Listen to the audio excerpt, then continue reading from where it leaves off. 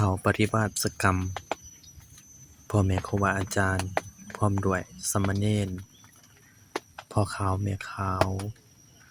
ได้เดินจงกรมที่วัดป่าแก้วบุญท่าน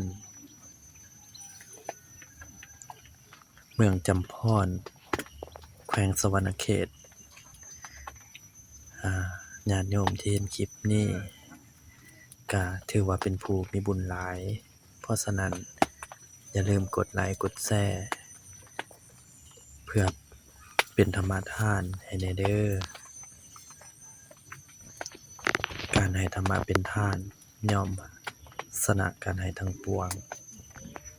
ขออนุโมทนาบุญกับญาติโยมที่ได้เบิ่งคลิปนี้ขอให้มีความสุขความเจริญทางกายและทางใจสาธุ